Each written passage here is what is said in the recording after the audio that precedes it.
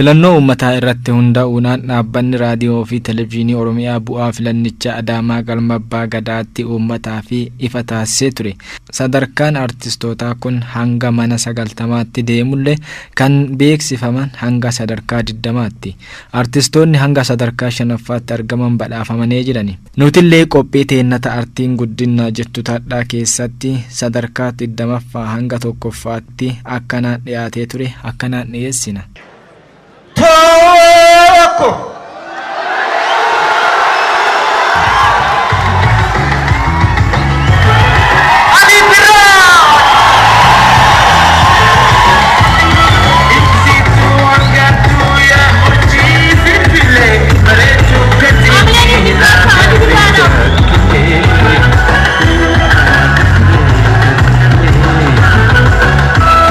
Leonardo da Vinci, Surah,